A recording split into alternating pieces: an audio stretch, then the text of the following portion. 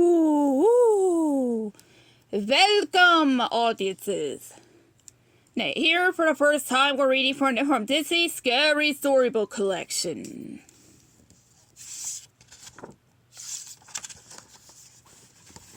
Starting on page 5 with a classic. It's the Nightmare Before Christmas, Jack's Story. Every year on the last night of October, all the ghouls, ghosts, and goblins of Halloween Town went haunting. Always leading the way was Jack Skellington, the Pumpkin King. Jack was the best. A wave of his bony hand could scare a grown man. His moans made heroes tremble. And yet Jack was bored with it all. Bug it. Every year is the same thing. Jack had thought as he walked through the forest with his ghost dog, Zero. Jack felt an emptiness in his bones. Jack and Zero walked all night. Finally, they reached a grove of unusual trees. Jack had never, been there before. One tree had a heart-shaped door, another had a shamrock. A third had a decorated egg, and the fourth had a turkey. But the one that caught Jack's eye had a strange tree painted on it. It was a Christmas tree. Jack opened the door. In a flash, he was sucked down the tree and soon found himself sitting in a snowbank. In Christmas Town. Every tree around him was a Christmas tree. Every house glowed with colored lights. There were toys and mistletoe with snowflakes everywhere. Despite the cold, Jack's heart felt warm. Jack raced back to Halloween Town, a huge grin spreading across his skull. At Town Hall, the ghouls all gathered around to hear what Jack had to say. Jack started to explain about Christmas. The presents, the Christmas tree with lights, and the stockings filled with toys. All the ghouls had lots of questions for Jack. They were especially interested in the toys and wanted to know if they snapped, bit, or exploded. But no one really understood, except Sally. Sally liked Jack better than anyone. She believed in him, but she didn't like his idea of Halloween Town to trying out this Christmas thing. It sounded like trouble. Jack decided to study up on Christmas to find out what it was all about. He read every Christmas book he could find. He squished a holly berry to see what was inside. He stripped a candy cane of its stripes.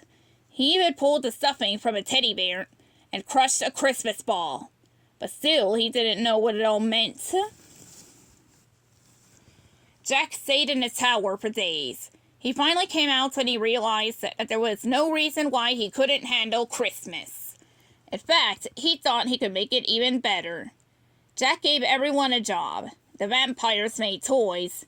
Sally sewed a red Santa suit for him. And 3 ghouls, named Lock, Shock, and Barrel, had the most important task of all. They had to kidnap Santa Claus so Jack could take his place. Soon it was Christmas Eve. Sally gave Jack the Santa suit to put on. "You don't look like yourself, Jack," Sally said sadly. "Isn't that wonderful?" Jack said. Jack climbed into his sleigh. He gave a signal to his skeleton reindeer, and with Zero leading the way, the reindeer pulled the sleigh up into the sky. Jack landed at the first house in Christmas Town. A little boy named Timmy heard him come down the chimney. "Santa!" the boy shouted. Jack grinned his biggest grin as he handed a present to Timmy. The boy opened the box. Inside was a shrunken head. Timmy screamed. "Merry Christmas," said Jack. Jack traveled from rooftop to rooftop. At every house he left behind tricks, not treats. A killer reef, an evil wooden ducky, a biting doll. The screams followed him through Christmas Town. To Jack, the screams meant happiness.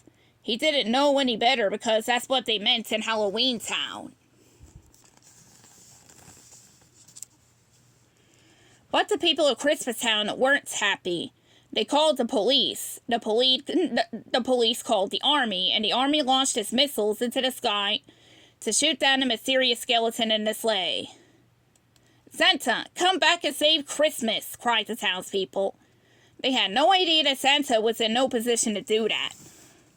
Meanwhile, Lock, Shock, and Barrel had taken Santa to Oogie Boogie's dungeon. Oogie Boogie was the most foul and evil creature in all of Halloween Town. Jack's friend Sally was Santa's only hope. She was trying to fix all of Jack's mistakes. "I'll get you out of here," Sally whispered to Santa. She tricked Oogie Boogie into looking the other way, and then she untied Santa. But just as the two were escaping, Oogie turned around. In an instant, Sally and Santa were once again taken captive. Meanwhile, high in the sky over Christmas Town, missiles shrieked by Jack's sleigh. Jack smiled. "They're thanking us," he said. Then a missile hit one of Jack's reindeer. Jack's smile disappeared. "They're trying to hit us!" he cried. Suddenly a missile hit the sleigh, and it broke into pieces. Jack and Zero tumbled toward the ground. The terrible news about Jack's sleigh being blown to smithereens reached Oogie Boogie's dungeon. Sally gasped. Oogie laughed. He grabbed the lever, and the table Sally and Santa were tied to tilted over a vat of boiling stew. They slid down the table, but when Oogie didn't hear a splash, he pulled the table back. Jack's smiling face greeted him. Jack had survived the crash, and it had knocked some sense into him. He wasn't Santa Claus. He was the Pumpkin King. Jack knew he had to set things right, so he headed to Oogie's to find Santa Claus. "Jack! But they said you were dead!" Oogie cried. First, Oogie tried to capture Jack, but Jack was too quick. Then Oogie tried to escape. Jack tugged on a string hanging from Oogie's body, and Oogie started to unravel. He was made entirely of bugs, spiders, and snakes. "My bugs!" Oogie wailed as the creepy crawlies began escaping. Soon, there was nothing left of Oogie. Jack apologized to Santa, and Santa, being Santa, forgave him. Then Santa lifted a finger, and in the blink of an eye, he was gone. He still had to fix Christmas. Soon after, Sally left Oogie's dungeon. Jack followed her to the cemetery. Finally, she stopped at the top of Spiral Hill. Jack stood next to her. Jack had finally realized what would fill the empty place in his heart.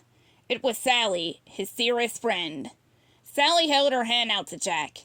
He took it. Far above them, a Christmas star twinkled brightly in the sky. The end.